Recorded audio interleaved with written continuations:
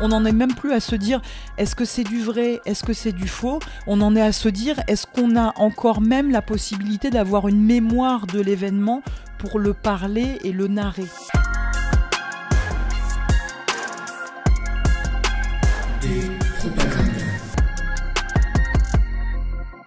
Bonjour à tous et bienvenue dans Despropaganda numéro 3. Dans cet épisode, avec notre invité et eux, vous verrez que les signes ne trompent pas. Enfin, pas toujours, et que certains mots comptent double. D'abord, le désormais traditionnel petit mot d'ouverture de ce podcast pour vous remercier de votre écoute, de vos commentaires et de vos abonnements sur Apple Podcasts, Spotify ou Amazon Music. Des abonnements qui aident à donner un peu de visibilité à ce nouveau rendez-vous dans la catégorie culture et société. J'aurais pu aussi choisir la catégorie science ou même histoire, mais pas plus que culture et société, elles ne correspondent vraiment à ce que nous faisons ici. Et il faut donc bien inscrire quelque chose dans une des cases, qui sont autant de petites prisons pour les neurones que nous imposent les plateformes en ligne. Donc classez ça où vous voulez, mais merci en tout cas pour votre intérêt. Pendant que j'y suis, je vous rappelle que Despropaganda est toujours une maison en construction et que vous pouvez me dire où et sur quel angle vous souhaitez qu'on pose des fenêtres. En clair, n'hésitez pas à être force de proposition ou juste à passer un petit message. Vous trouverez tous les canaux de contact sur la page despropaganda.com.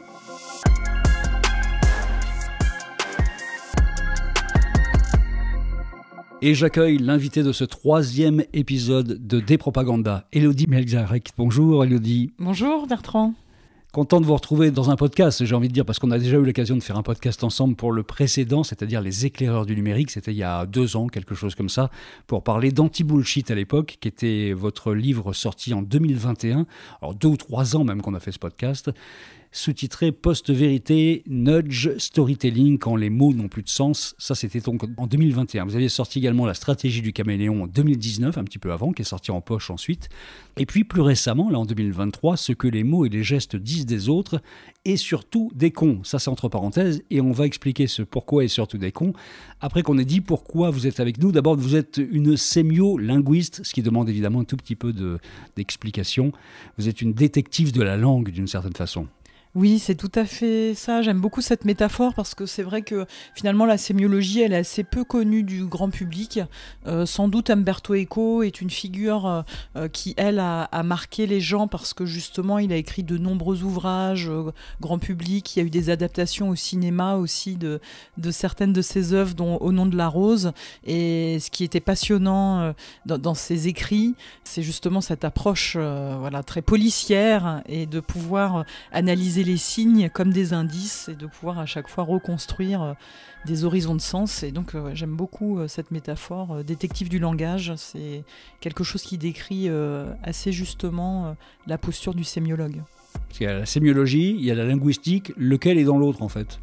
Ah, c'est un grand débat là que vous soulevez Bertrand, parce qu'en définitive, c'est vrai que Ferdinand de Saussure, donc, qui est le père de la linguistique moderne, il y a un peu plus d'un siècle, nous disait donc il y a la linguistique moderne, et finalement on pourrait imaginer une discipline encore plus large qui analyserait les signes au sein de la vie sociale, et donc là on retrouverait par exemple les gestes, on retrouverait les symboles, et donc on peut imaginer que la sémiologie soit un grand sac à l'intérieur duquel il y ait la linguistique, mais pour d'autres c'est l'inverse qui se produit. Mais on va dire que la sémiologie utilise la méthodologie linguistique pour l'appliquer à des corpus, c'est-à-dire à des matériaux qu'on va analyser qui dépassent le cadre du simple discours et qui dépassent l'analyse purement sémantique des mots. Ce sont les signes au sens général, ce sont les mots qui interviennent dans la séduction, la domination, le rejet, le mensonge que vous évoquez, donc dans ce que les mots et les gestes disent des autres, et surtout des cons, donc ce livre sorti en 2023, pourquoi les cons ? Alors c'est vrai que j'ai beaucoup aimé aussi mettre cette partie-là entre parenthèses. C'est vrai que de vous à moi, quand je fais des médias classiques, on va dire, je dis pas forcément ce bout de phrase, mais en réalité, comme dans la plupart des cas, c'est souvent le plus important qui se retrouve entre parenthèses. Et c'est vrai que moi, je me suis toujours intéressée énormément à tout ce qui est de l'ordre des comportements. Et donc les comportements toxiques, pour les appeler ainsi, font partie aussi de tout ce qu'on peut observer au sein de cette vie sociale. Donc voilà, ça m'a beaucoup amusé. Mais finalement, quand on dit comportements toxiques, on peut même imaginer des comportements liés à des psychopathologies. Bon, on en croise, mais ça reste plus rare. Alors que les cons, vous serez sans doute d'accord avec moi, c'est plus commun de les croiser. Ah bah oui, on en connaît quelques-uns. On est même le con de quelqu'un d'autre de toute façon aussi. Élodie Melczarek, est-ce que propagande, manipulation, bullshit, storytelling, langue de bois, et puis il y en a sûrement d'autres, tout ça c'est la même famille? Alors c'est intéressant parce que en tous les cas on est dans le même thème, on est dans le même univers. Maintenant c'est vrai que on peut mettre un petit peu d'ordre dans ces catégories. C'est vrai que la propagande, je crois que là quand on parle de propagande, on est vraiment à la racine de ce qui nous ramène ensemble aujourd'hui. C'est-à-dire que il y a un point de départ quand même dans cette idée-là de propagande. Si on doit en donner une définition très restrictive, elle tient en 2 mots, c'est la communication étatique, c'est-à-dire la manière dont un État va communiquer envers ses citoyens. Alors là, on le voit, comme je vous le disais, assez restrictive comme définition. Et on va voir qu'au fur et à mesure des dispositifs, au fur et à mesure des techniques, au fur et à mesure du temps, il y a un élargissement de cette conception-là.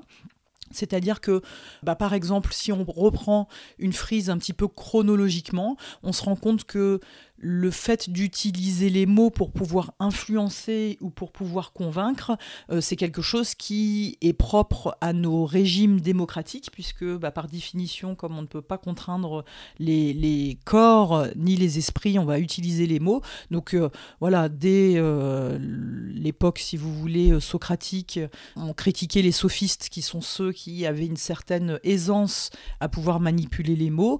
On retrouve aussi dans la rhétorique d'Aristote un certain nombre de, on va pas dire conseils, parce qu'à l'époque c'était pas rédigé de cette manière-là, mais en tous les cas une certaine trame qui permet de comprendre comment les discours sont construits et peuvent être impactants. Et Aristote disait que tout discours qui était digne de ce nom recouvrait au moins 3 dimensions qui étaient l'éthos, c'est-à-dire la manière dont l'orateur se porte à travers son discours, le logos, la manière dont les arguments sont logiquement construits et articulés les uns envers les autres, et le pathos, donc la dimension émotionnelle du discours. Donc pour lui, c'était vraiment les 3 ingrédients indispensables. Et puis, je fais un gros saut dans le temps, mais on voit que cette histoire de propagande s'exprime à travers une langue qui est tout à fait spécifique, et notamment dans les pays de l'Est, je pense à l'ancienne URSS et également la Pologne, où on retrouve cette idée d'un État qui va communiquer à travers ce qu'on a traduit nous comme étant la langue de bois, qui était initialement la langue de chêne, et qui caractérisait une langue assez dense, avec des tournures très alambiquées, pas toujours très claires, et qui était la langue des administrations.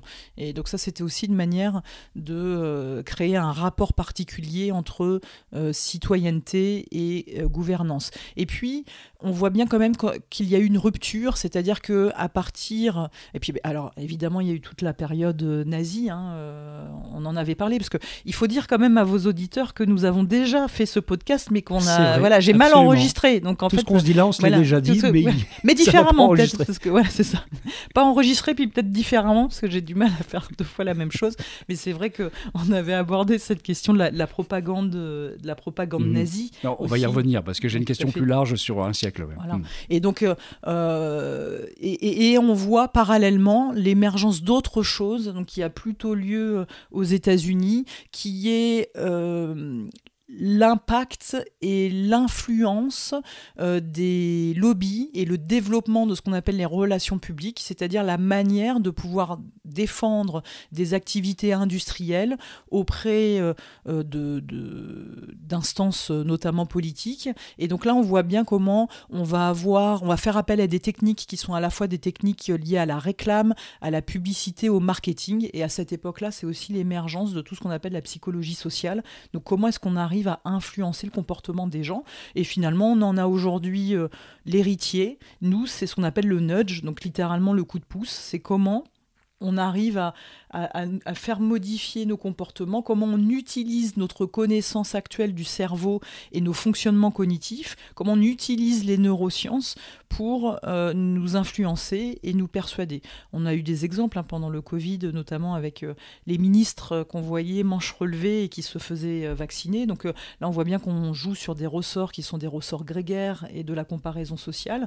Donc ça, voilà, c'est du nudge. Et puis on voit encore un aboutissement encore un tout petit peu différent du nudge, c'est-à-dire le nudge appliqué au numérique, qui est un dispositif particulier en soi. Et dans le numérique, il y a eu le scandale Cambridge Analytica, par exemple, de comment est-ce qu'on utilise les réseaux sociaux numériques tels Facebook et autres, pour influencer les résultats de vote. En réalité, influencer les résultats de vote, ça ne date pas d'aujourd'hui. Mais ce qui change, c'est la technicité, les techniques mises en place pour influencer et persuader. Et on voit bien qu'à travers l'histoire, ce que je viens d'essayer de condenser en quelques minutes, on voit bien l'évolution. C'est-à-dire qu'au début, on est dans un champ qui est purement linguistique, c'est les mots. Ensuite, on glisse vers la psychologie sociale, on s'intéresse au comportement, donc au faire, et on arrive aujourd'hui aux neurosciences. Donc finalement, il y a aussi une évolution. C'est presque la même chose. Donc là, tous les mots que vous m'avez dit au début, propagande, langue de bois, storytelling, nudge, etc., on est dans ce même univers-là. Simplement, les formes sont un peu différentes. Les intentions restent les mêmes, mais les formes sont différentes. Et c'est normal parce qu'en définitive, la technicité, les dispositifs numériques et autres, et à l'époque publicitaires, etc., viennent modifier la manière dont on le fait. Élodie, vous allez me dire si vous êtes d'accord, j'ai un peu l'impression que pendant très longtemps, la manipulation, c'était un arrangement avec le réel. On prenait un petit peu de réel et puis on brodait un peu autour. Alors évidemment, ça a pris une dimension supérieure avec l'Allemagne nazie, qui inventait beaucoup, même si à la base du réel, il y avait par exemple l'humiliation du traité de Versailles. Ça, c'était le réel pour tous les Allemands qui a permis de construire un storytelling. Mais plus récemment, on est arrivé dans un autre domaine, vraiment, qui est incarné aujourd'hui par Trump et par d'autres, qui est l'univers de la post-réalité, la post-vérité. C'est-à-dire qu'on n'en a plus rien à foutre du réel aujourd'hui, pour parler crûment. C'est ce que vous appelez le bullshit. On est vraiment arrivé à ce niveau-là de rapport avec le réel et la vérité, en fait. Alors ça, c'est à la fois passionnant à observer et en même temps très inquiétant. En effet, c'est assez juste. Alors, on peut se poser la question et encore une fois le remettre dans un contexte historique. C'est vrai que pour certains penseurs, je pense à Gilles Lipovetsky, je pense à Michel Maffesoli, à d'autres. Alors eux, je les cite parce qu'ils sont encore vivants, mais c'est des penseurs de ce qu'on appelle la postmodernité. Et c'est vrai que cet effondrement dans notre rapport au réel, la modification de ce qu'on pourrait appeler la consistance du sujet, le fait que chacun se réapproprie un bout de réel, ça, c'est l'item, j'allais dire, socle de la postmodernité. C'est-à-dire que hier, et d'autant plus pour nous, ça a une résonance particulière parce que en France et en Europe, on est les héritiers de ce qu'on appelle la philosophie des Lumières. Donc c'est une philosophie appliquée au monde qui est très claire et qui clive et qui sépare le bien, le mal, le haut, le bas, le beau, le laid. C'est une grille de lecture du monde qui est très claire et il n'y a pas de doute. Et tout ça s'effondre. Et là, on va prendre des exemples ensemble, mais la pandémie a été aussi un catalyseur et un révélateur de cette dimension. Et vous dites, on est jusque-là, effectivement. Et c'est vrai que tous les jours, maintenant, on voit des exemples. Avant, on va dire dans les années 2000, bon, effectivement, il y a eu la guerre en Irak. Déjà, il y avait cette histoire d'axe du bien, d'axe du mal, mais on restait quelque part dans un storytelling, c'est-à-dire on construit une histoire narrativisée, donc avec des ressorts narratifs bien précis, qui permettent de raconter une certaine vision du monde. Aujourd'hui, on est carrément dans le fait que les instances qui étaient censées nous guider et nous dire c'est bien ou c'est mal, aujourd'hui, c'est comme si nous étions chacun nos propres instances. Alors, il y a des aspects très positifs à cela, mais l'aspect aussi très négatif, c'est qu'on a l'impression parfois qu'on ne partage même plus le même vécu et la même réalité. Et c'est vrai que dans cet effritement-là, les mots et les symboles ont un rôle particulier à jouer. Alors parfois, je trouve ça merveilleux merveilleux que nous soyons tous devenus des êtres souverains et capables de décider nous-mêmes de quelle est la manière dont on veut percevoir cette réalité-là. Parce qu'en réalité, le réel ne change pas, hein. C'est le langage, la manière de parler le réel qui change, hein. Mais le réel est bien là. Et parfois, ça nous donne des situations très désagréables. On va prendre un exemple concret. Pendant la pandémie, et moi, ça a été vraiment le point de démarrage de mon livre Anti-Bullshit, Emmanuel Macron a tenu un propos en particulier. Vous savez que c'était une période qui était très tourmentée. Et à un moment donné, on a vu des ruptures, notamment dans des chaînes d'approvisionnement. On a vu du personnel soignant, des infirmiers qui étaient obligés de se mettre des sacs poubelles parce qu'il n'y avait plus assez de protection, de vêtements, etc. Ils ne pouvaient plus s'habiller. Et donc, à un moment donné, on n'a plus eu de masque non plus. Mais Emmanuel Macron a dit cette phrase que j'ai trouvée à la fois merveilleuse en tant qu'analyste, mais effrayante en tant que citoyenne. Il a dit « Il y a eu une doctrine restrictive pour ne jamais être en rupture que le gouvernement a prise et qui, je pense, était la bonne. Il y a eu ensuite un approvisionnement renforcé et une production renforcée. Et nous n'avons jamais été en rupture. Ce qui est vrai, c'est qu'il y a eu des manques, il y a eu des tensions. C'est ça qu'il faudra regarder pour le corriger. » Donc en fait, il y a même une confiscation quelque part du mot, du champ lexical. C'est-à-dire que non, on comprend qu'il ne faut plus parler de rupture, mais il faut parler de tension, de manque. Mais en réalité, c'est la même chose. Donc le réel, il est bien là. C'est le fameux, c'est pas un échec, mais ça n'a pas marché. En fait, c'est vraiment mais c'est ça, exactement ça. Mais vous voyez, il y a une violence symbolique qui est très forte de confisquer certains mots, de dire non, en fait, tu n'as plus le droit de regarder le réel de cette manière-là. Je vais changer tes lunettes parce qu'on peut considérer.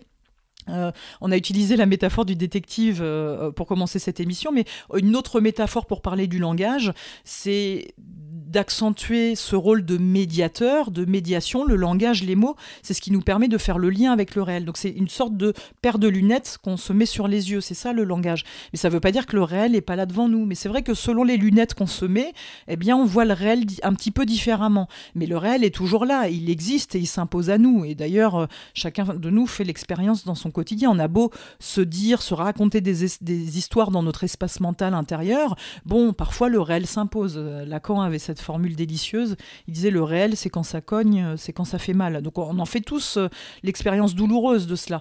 Et ce qui est difficile et parfois inacceptable, c'est la manière dont les institutions et les représentants politiques vont venir nous confisquer certaines de nos lunettes pour nous dire non mais ça soit c'est has-been, ça c'est erroné, faut pas mettre les lunettes violettes, elles sont pas belles celles-là, mais regarde mes belles lunettes à moi, elles sont vertes. Et la plupart du temps, en fait, on s'en rend pas compte parce que on peut reprendre un univers et un champ qui m'intéresse beaucoup aussi, qui est celui de l'écologie. On voit bien que dans le développement durable, ben voilà, il y a la coexistence de ce qu'on appelle un oxymore. Hein. C'est vrai que si on s'imagine ce que c'est la durabilité, ben on a peut-être du mal à la faire coexister avec tout ce qu'on s'imagine du développement, notamment la croissance, le développement financier, etc. Bon, bah là, on a une formule magique, hop, développement durable, qui nous empêche même de penser cette contradiction interne. Donc, en réalité, on utilise des mots comme ça qui nous ont été à la fois imposés, mais qu'on reprend, nous aussi, gaiement, pas toujours en les réinterrogeant, mais parce que nous sommes des êtres de langage avant tout et qu'on a besoin de cela pour échanger entre nous. On va revenir sur les mots, parce que c'est votre dada, comme disait l'autre dans une publicité. Mais en fait, moi je pensais au bouquin de Clément Rosset, le philosophe, Le réel et son double. Vous voyez, qui racontait qu'en fait, à chaque fois qu'on vit quelque chose dont on savait qu'il allait se passer, un mariage, une rencontre, quelque chose, on avait le réel et face à ce réel, on avait le fantasme qu'on avait eu de ce qui allait se passer dans ce moment-là et qu'en fait, on ne vivait jamais vraiment la chose comme elle se passait. Ça, c'était avant, j'ai envie de dire. Maintenant, on a l'impression qu'on voit le réel, mais qu'on ne peut l'interpréter qu'avec les mots qu'on nous a imposés de penser sur ce réel. Et c'est extrêmement fort, par exemple, sur ce qui se passe à Gaza avec Israël, où il est impossible de regarder de façon sereine ce qui se passe en ayant des mots qui soient les siens. On doit choisir le vocabulaire qui nous a été d'une certaine façon imposé et on doit choisir son camp également en plus. Donc on a quelque chose qui est vraiment de l'ordre d'une manipulation intellectuelle qui est très forte à ce niveau-là maintenant. Oui, et c'est ce qu'on se disait. C'est vrai que la notion de bullshit, qui moi m'a beaucoup plu, elle est liée à cette dimension d'utiliser le langage pour créer ces réalités alternatives. C'est vrai que là, on a eu cet exemple récent, ce conflit. On voit bien comment les mots, ne serait-ce que les mots, nous permettent de nous positionner dans un champ qui est idéologique. Donc c'est vrai que ce sont des questions qui sont assez fondamentales. Je rappellerai quand même aussi, et ça c'était un point que développe admirablement Stéphane Aurel dans un ouvrage qui s'appelle Lobbytomie, et qui pour moi montre du doigt effectivement quelles sont les techniques utilisées par les lobbies pour pouvoir contraindre à la fois les esprits. Donc on n'est même plus dans le champ de la persuasion, puisque là on fait faire, hein, donc on fait signer les contrats qu'il faut, etc. Donc ça dépasse même pour moi ce champ-là purement de la persuasion. Mais il y a un point qui est fondamental, c'est que l'objectif du bullshit, à mon avis, c'est moins de mentir, c'est-à-dire c'est moins d'être dans cette catégorie dichotomique entre le vrai versus le faux. Donc ça, c'est une catégorie plutôt moderne. En post-modernité, le bullshit a moins vocation à mentir que de viser à l'amnésie et à la suppression même de la connaissance et du savoir. Et ça s'appelle l'agnostologie. Et je crois que là, vous voyez, quand vous dites on a franchi un cap, je crois que c'est celui-ci, ce cap-là. C'est-à-dire que on n'en est même plus à se dire est-ce que c'est du vrai, est-ce que c'est du faux. On en est à se dire est-ce qu'on a encore même la possibilité d'avoir une mémoire de l'événement pour le parler et le narrer. Donc là, on est même dans quelque chose qui est encore plus impactant. Et cette question de la mémoire est beaucoup plus centrale qu'on y pense, puisque finalement, on voit bien comment les dispositifs numériques participent à façonner cette mémoire de poisson rouge, pour reprendre un peu du titre de cet ouvrage, qui montre bien que finalement, les technologies nous obligent à développer une mémoire et une expression dans un temps très court. Ça va être le tweet en 140 caractères, ça va être les plateformes de streaming qui proposent d'avancer 2 fois plus rapidement pour voir le film. C'est un peu étonnant quand même, c'est un peu bizarre cette manière. Donc on voit bien que alors moi je rentre pas forcément dans une vision conspirationniste, bien que je pense qu'il est sain et salutaire de se poser toujours la question des intentions.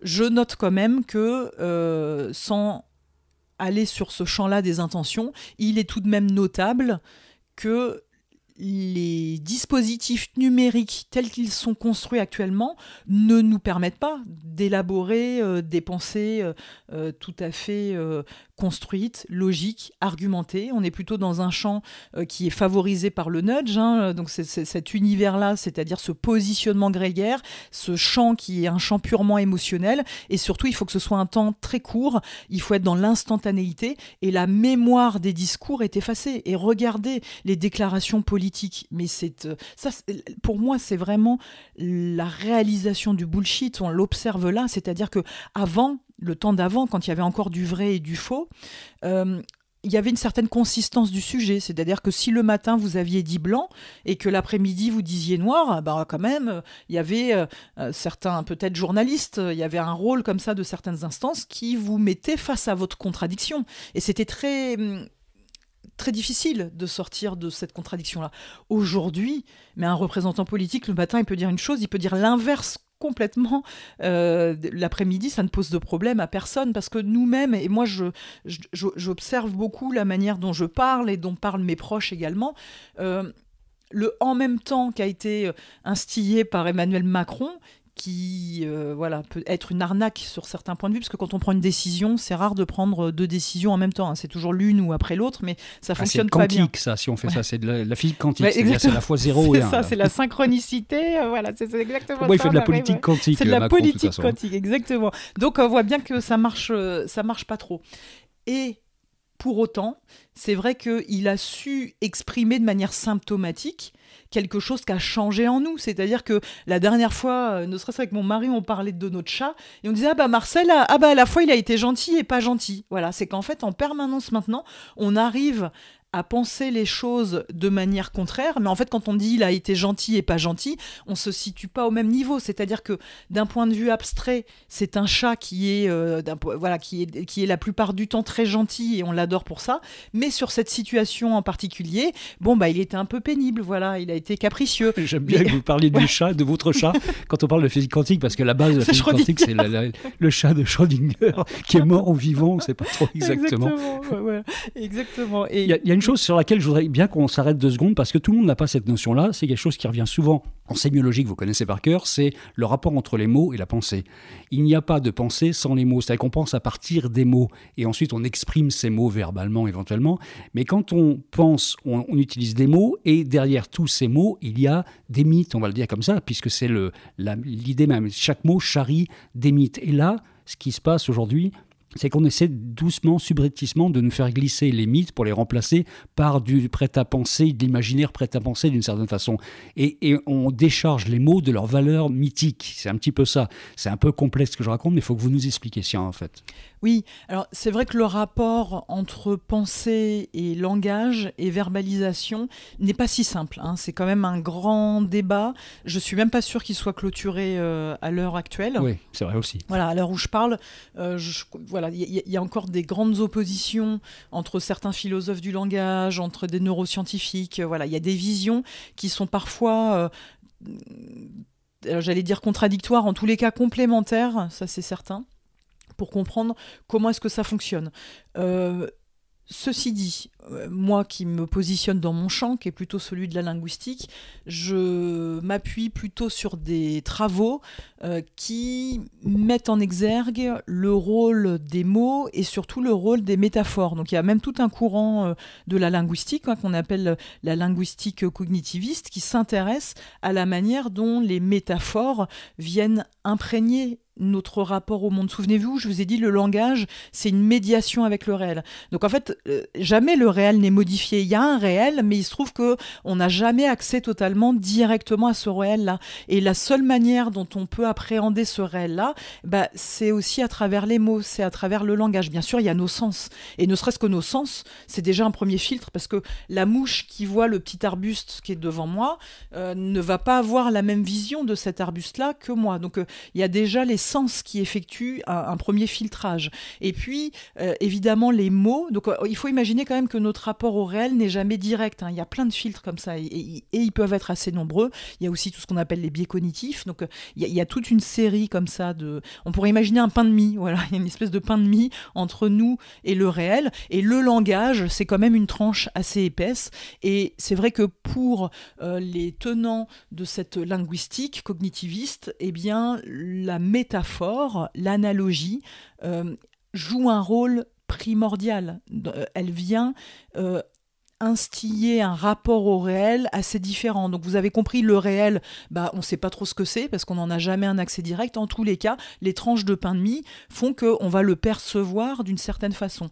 Et c'est vrai que je prends souvent cet exemple-là parce qu'il est assez réputé et connu pour ses travaux, mais Georges Lakoff, qui est linguiste, avait fait partie des conseillers de Barack Obama. Et il s'était rendu compte que, en définitive, il y avait certains aspects du débat qui étaient, entre guillemets, perdus d'avance parce que les républicains, donc lui c'était plutôt avec les démocrates, mais il s'était rendu compte que les républicains avaient réussi, à travers les mots et à travers l'usage de certaines métaphores, ils avaient réussi à imposer ce qu'on appelle un certain cadre cognitif. Et donc en fait, il a démontré dans ses travaux que quand on utilise des mots, c'est pas juste des mots, c'est toutes des représentations sous-jacentes implicites, ce qu'on pourrait appeler une pensée, voilà, qui est idéologique, qui vient comme un grand ballon de baudruche qui vient sans qu'on s'en rende compte forcément, mais qui est forcément attaché. L'idée, c'était de parler de l'impôt, mais comme d'une charge fiscale, comme quelque chose que, c'était une charge fiscale, c'était quelque chose qui était lourd. Donc, en définitive, il s'est rendu compte que utiliser ce cadre cognitif-là qui était imposé par les républicains, en fait, c'est des éléments de langage qui étaient repris par les démocrates.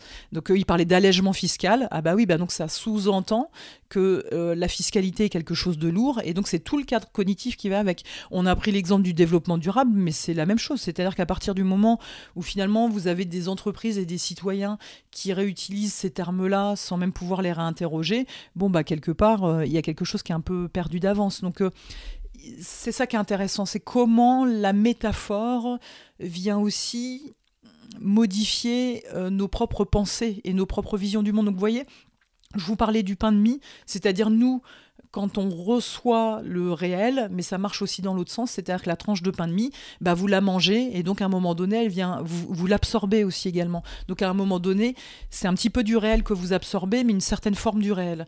Et celle-ci, elle va quand même modifier aussi votre manière de penser le monde, parce que si on vous empêche de penser certains paradigmes, finalement, vous allez être d'accord plus facilement avec ce qu'on essaye de vous imposer. Il y a un mot, par exemple, je suis plus âgé que vous, donc j'ai plus de recul, entre guillemets, sur ce mot-là que j'ai vécu dans mon enfance différemment d'aujourd'hui, c'est le mot liberté, par exemple, qui n'était pas du tout pensé de la même façon. Il y a quelques années, quelques décennies, qu'aujourd'hui, on pensait la liberté comme sa propre liberté à l'intérieur du respect des autres et d'un cadre un petit peu défini. Aujourd'hui, la liberté se joue sur un terrain purement, totalement individuel, sans contrainte des autres, d'une certaine façon. Alors, on a des cadres qui sont de plus en plus resserrés, on a les autres qui n'existent plus, et on a l'impression qu'on fait acte de liberté à l'intérieur de quelque chose qui est beaucoup plus contraint. Il y a des gens qui se pensent plus libres aujourd'hui, alors que les lois sont plus restrictives et qui ne tiennent pas compte des autres. On est dans quelque chose qui est devenu paradoxal parce qu'on ne charrie plus les mêmes valeurs avec ce mot-là, par exemple. Et quand on ne pense plus la liberté comme on l'a pensé du temps des Lumières, évidemment, ça crée un décalage qu'on voit aujourd'hui avec les libertariens, avec Elon Musk et avec tous ces gens-là. Oui, alors moi, je l'ai observé, ce que vous dites, parce que c'est toujours le travail, finalement, du linguiste et du sémiologue. On travaille toujours sur corpus. Donc nous, c'est vrai qu'on aime bien observer à la loupe qu'est-ce qui se passe et arriver à des conclusions telles que vous venez de l'énoncer. En fait, on aime bien avoir des preuves de ça. Et c'est vrai que j'ai pu observer quelque chose. Et alors, je ne suis pas la seule, et je remercie d'ailleurs mes amis et mon entourage qui souvent m'envoient soit des campagnes pub ou des choses parce que ça les fait tiquer. Souvent, vous savez, nous, on a une devise en France, c'est liberté, égalité, fraternité. Et vous allez regarder toutes les publicités qui les reprennent et de voir comment à chaque fois on a liberté, égalité, et puis hop, le dernier mot passe à la trappe parce que c'est remplacé par le slogan, ce qu'on veut, etc. Innovation, par exemple. Voilà, liberté, égalité, hop, et innovation. Ça n'est pas que des effets d'opportunisme publicitaire, c'est également la preuve, la marque que finalement, cette notion même de fraternité, ce que vous évoquiez, le fait que oui, on peut être des êtres libres, mais finalement, on est toujours dans un collectif et ça veut dire quelque chose. Finalement, cette fraternité-là, elle est alternative, elle n'est pas obligatoire. Et j'ai trouvé que vraiment, ces derniers temps, ces dernières années, c'était un aspect qui était très visible. Mais alors, je ne suis pas seule. Je sais qu'il y a d'autres personnes qui trouvent ça très horripilant. Et de rappeler, alors après on peut avoir des débats, je sais que la question de la sororité a été évoquée, de dire finalement il n'y a pas que le masculin qui compte, mais ça pour moi c'est un autre débat qui est très intéressant, mais simplement de se dire mais pourquoi est-ce que ce troisième mot finalement on se permet de le mettre à la trappe? C'est bien qu'il a moins de résonance, il a moins d'écho, il nous parle moins. D'ailleurs je me demande même, mais ça je vous le dis ça de mémoire et je suis pas du tout certaine, mais je me demande même si j'ai pas vu un clip des JO pour les JO là qui arrivent, je me demande même s'il n'y a pas eu une distorsion à un moment donné comme ça, parce que vous savez que dans le clip on reprend la Marseillaise, et donc c'est intéressant d'observer par quoi ont été remplacés les mots. Pour moi c'est pas, il y a à la fois ces stratégies d'opportunisme et de publicitaire qui sont faits par des communicants et dont c'est le métier, ok, mais pour moi c'est très symptomatique et ça renvoie à l'image qu'on a sociétalement de qu'est-ce que c'est qu'être frère et sœur. Aujourd'hui de toute façon, on a remarqué que c'est cette notion-là, sans doute, qui est la plus problématique, en fait. Et d'ailleurs, c'est étonnant, parce que c'est pas toujours celle qui est la plus évoquée. Souvent, les débats politiques vont se focaliser sur la notion d'égalité. Or, moi, je pense que c'est vraiment cette notion de fraternité qui semble plus épineuse aujourd'hui que jamais. Est-ce que d'une certaine façon, on n'est pas dans le royaume d'Orwell une bonne fois pour toutes, quoi ? C'est-à-dire que là, 1984 est réalisé, la guerre c'est la paix, et la guerre c'est la paix, là ça nous parle à tous aujourd'hui, alors que ça semblait totalement l'oxymore parfait lorsqu'on disait ça il y a 20 ou 30 ans. Aujourd'hui, finalement, la guerre c'est la paix, on l'a entendu dans la bouche de pas mal de nos politiques finalement. Complètement. Alors, on a débuté finalement par cette question de la langue de bois. Une réactualisation de cette notion-là, c'est bien la novlangue orwellienne. C'est aussi cette manière de montrer que les mots ont été complètement vidés de leur substance. Les mots sont utilisés comme des étiquettes. Alors, je parlais des politiques, mais voilà, on peut aussi parler des communicants. Finalement, on vide les mots de leur substance, de leur histoire, de leur valeur, et puis on leur fait dire tout et n'importe quoi. Et ça, c'est vrai que pour moi, c'est un des aspects les plus graves et les plus dramatiques de l'époque à laquelle on vit, parce que à partir du moment où les mots sont investis pour leur charge et leur histoire, il y a moins de capacité de les détourner. Finalement, voilà, la guerre c'est la paix, c'est parce qu'on n'a même plus l'idée de qu'est-ce que c'est que la guerre et de qu'est-ce que c'est que la paix. Et donc on est toujours dans des zones comme ça hybrides, des zones entre deux, où il y a un peu de l'un, un peu de l'autre. Alors c'est quand même intéressant cette notion-là, parce que je sais qu'il y a beaucoup d'auteurs comme Bruno Latour ou Edgar Morin qui ont travaillé autour de cette notion-là. L'hybridation pour Bruno Latour et puis la pensée complexe pour Edgar Morin. Simplement, l'incertitude et le désagrément que l'on vit au quotidien, c'est justement parce que les mots ayant été vidés de leur sens, et bien finalement, ils peuvent dire un petit peu de ce qu'ils disent et puis un petit peu de leur contraire.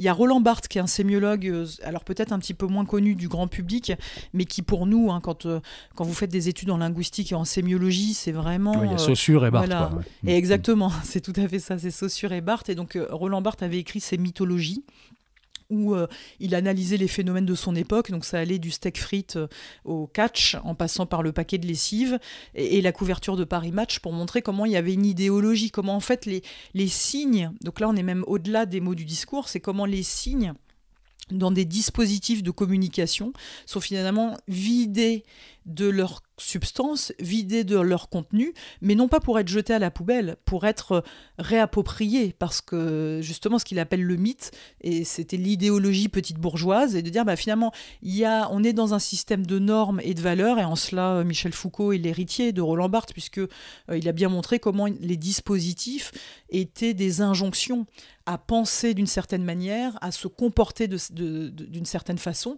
et donc Roland Barthes montre comment les signes sont vidés de leur substance, non pas pour être complètement mis au rebut, au contraire, pour être remplis d'une autre idéologie que ce qu'ils avaient initialement. Et en fait, ça permet de rendre cette idéologie aussi la plus digeste, plus confortable, parce que tout cela se situe dans le champ de l'implicite.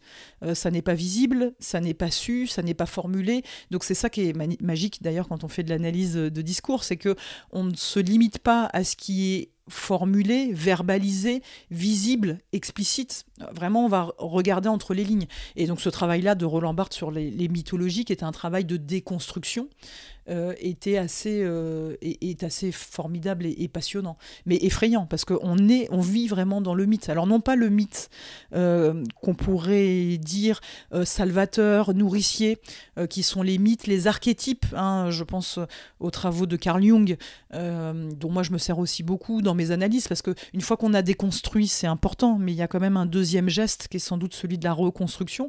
Mais donc le mythe est un mythe la mythologie nous nourrit à travers ces archétypes, mais ce qu'appelle Roland Barthes le mythe, c'est pas du tout la même chose, c'est ce travail inverse de comment les formes sont vidées et appauvries pour pouvoir y greffer un autre sens. Vous avez expliqué, Élodie, dans un article, comment on neutralise d'une certaine façon les termes de l'écologie pour les bullshiter un tout petit peu et pour en faire des trucs acceptables par tout le monde qui n'ont plus aucun sens en fait. Et ça, c'est le développement durable par exemple. Ça, c'est le terme même du bullshit qui finalement crée une forme d'écologie acceptable par tous et qui ne demande absolument aucun effort. Oui, c'est vrai que donc on a parlé de développement durable. Il y a également cette notion, tout ce qui est les énergies fossiles propres, le charbon propre. Voilà. Donc souvent, moi je vous invite quand même à, ne serait-ce qu'à en sourire, mais à être vigilant sur tout ce qui est ces constructions oxymériques, c'est-à-dire à chaque fois qu'il y a la cohabitation de deux contraires. Alors c'est à la fois, comme je vous le disais, très symptomatique de notre époque.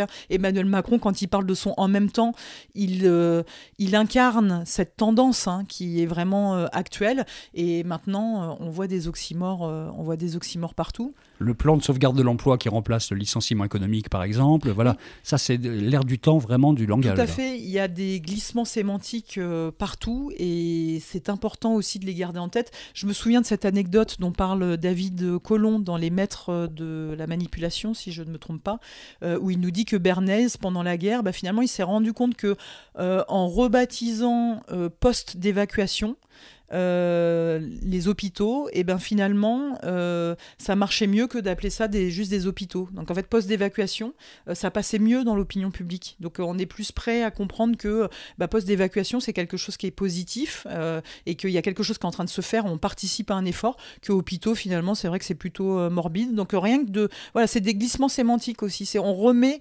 des étiquettes, toujours mon histoire du pain de mie, parce qu'une tranche dorée, finalement, c'est plus appétissant qu'une tranche un peu moisie. Mais en fait, en goût, sans doute que ça reste la même chose. Mais comment on peut lutter contre ça ? Parce que j'ai l'impression que tout le monde se rend bien compte aujourd'hui qu'on nous manipule par le langage d'une certaine façon et que c'est absolument insupportable. On ne voit pas tout, mais on perçoit quand même pas mal de ces manipulations. Comment est-ce qu'on peut lutter contre ça ? Ça devient difficile, là.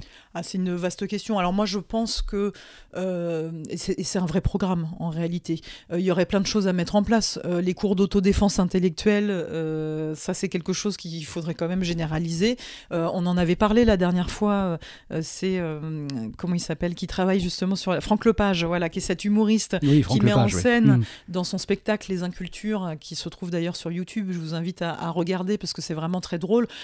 Il parle de ça. Alors, le fait de passer de manière ludique sur tous ces aspects-là, voilà, ça permet d'en prendre conscience. C'est quand même une partie importante. Le fait de plus se laisser complètement submerger ou guider, voilà, la prise de conscience, c'est un des premiers points. Le fait de pouvoir s'en amuser quand on est... Voilà, je pense que c'est un recul aussi qui peut être nécessaire. Je vous cacherai pas que je l'ai pas toujours, ce recul-là, parce que c'est vrai que parfois je suis un petit peu agacée par ce que je peux voir. En plus, dès que j'essaye de faire de l'humour sur les réseaux sociaux, c'est pas toujours évident. Faut plus. C'est fini, ça. Faut arrêter l'humour maintenant. Voilà, c'est ça.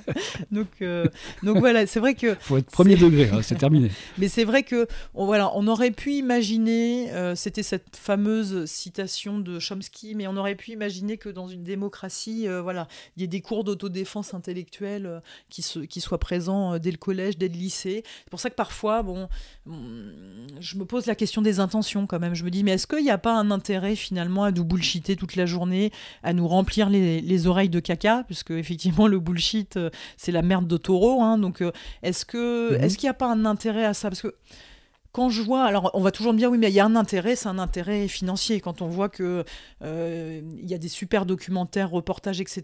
et puis que parfois c'est plutôt des émissions débiles qui captent l'attention. On voit bien qu'il y a des intérêts financiers à être dans ces stratégies économiques de captation de l'attention. Mais moi je me demande si ça va pas plus loin aussi. Je me dis mais finalement rendre débiles les gens, c'est pas que des intentions économiques. Mais j'ai pas tellement la preuve, je sais pas trop ça. Donc c'est un grand point d'interrogation. Si vos auditeurs ont des éléments de réponse là-dessus, je serais très heureuse. N'hésitez pas à nous donner des éléments de réponse. Moi, j'ai quand même un peu le sentiment que le système économique nous met dans une situation où on est là pour aller travailler, ensuite dépenser, puis passer sa soirée à regarder des trucs débiles à la télé. Enfin, c'est à peu près l'idée, mais il faut surtout aller dépenser l'argent qu'on gagne pour faire tourner le système, parce qu'il a nécessairement absolument besoin de ça, et nous aussi avec, parce que s'il s'écroule, on s'écroule avec. Donc finalement, tout le monde y trouve son intérêt légitime ou illégitime, finalement. Alors moi, je suis tout à fait d'accord avec vous, Bertrand. Et il y a juste j'ai un point d'interrogation, parce que forcément, moi, j'ai ce profil universitaire, j'ai été biberonné à Barthes, à Bourdieu, à Foucault. Alors, à part Bourdieu, c'est vrai que ne serait-ce que Foucault et Barthes font partie de ce qu'on appelle la French Theory, en plus de Derrida et d'autres, qui a été exportée aux États-Unis et qui est tout à la base de ce qu'on appelle aujourd'hui le wokisme, et donc de ce travail de déconstruction. Vraiment, oui. Voilà, exactement, de déconstruction du réel. Donc c'est vrai qu'il y a quand même certains marqueurs idéologiques gauche. Et donc c'est vrai que je m'entends parler, je vous entends parler, et je me dis, c'est vrai que ça fait quand même très à gauche, ce discours-là. Mais ma crainte, et pourquoi pas, hein, mais ma crainte et mon envie, ce serait que ces débats-là soient désidéologisés. Un petit peu comme l'écologie, finalement. J'aimerais bien que ces sujets-là soient des sujets transversaux. Vous voyez ce que je veux dire ? Là, on parle quand même de choses qui sont d'utilité publique, et j'ai pas forcément...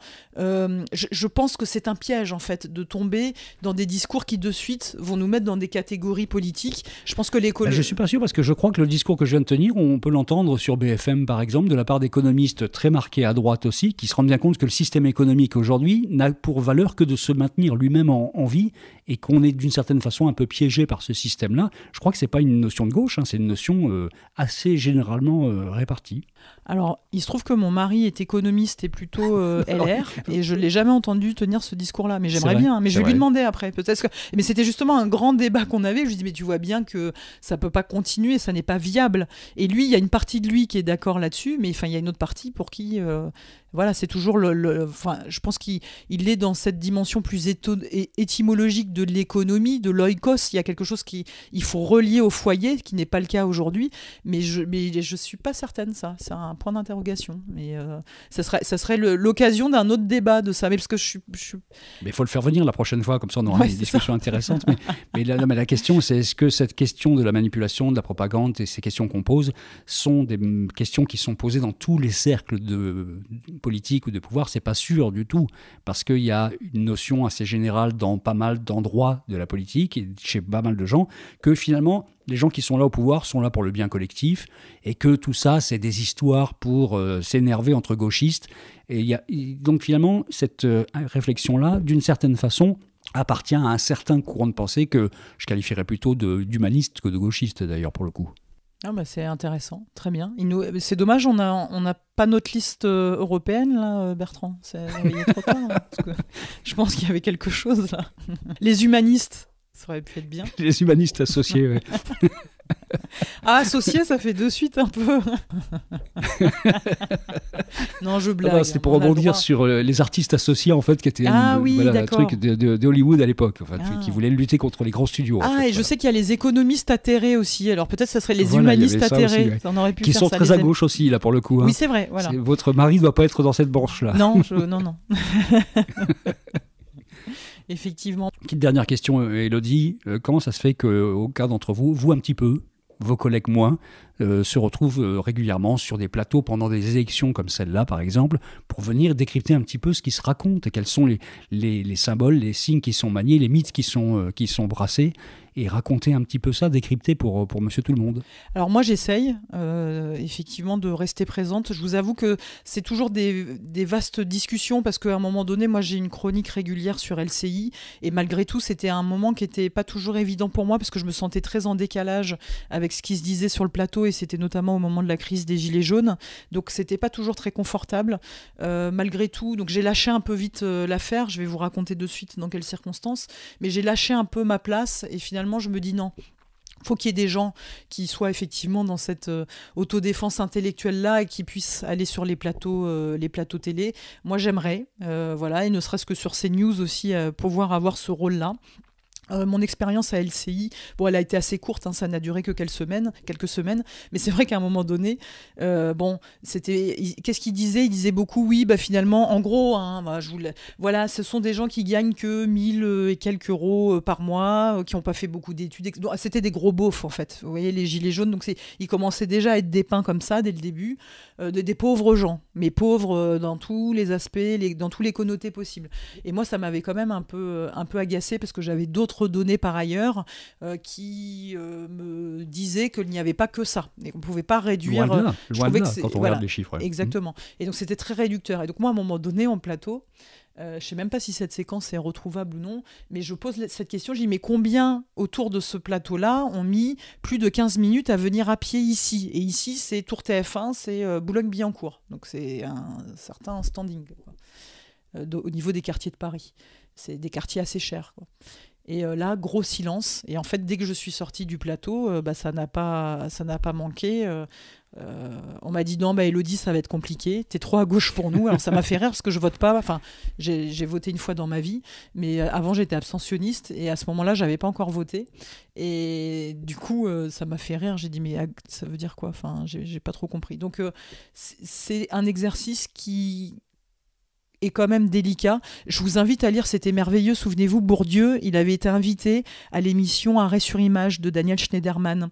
Et en fait, il essayait d'expliquer comme quoi c'était quand même difficile d'être un intellectuel et d'arriver sur un plateau pour décrypter les choses. Et en fait, ça a donné lieu même à des échanges, des lettres ouvertes qui ont été publiées par Le Monde entre Bourdieu qui a dénoncé cette émission-là et puis la réponse de Daniel Schneiderman après. Mais on voit bien comment les médias en tant que dispositifs sont très contraignants et ne sont pas les espaces propices aussi pour pouvoir développer ces argumentaires-là. Bon, vous venez de me casser mon rêve, moi qui pensais passer à la télé en prime time, là, ça y est, je sais que ça passera jamais. On va faire les humanistes atterrés et puis on va quand même demander... Bon, merci beaucoup, Élodie Melczarek. Quand est-ce qu'il y a un bouquin qui se prépare ou pas, non ?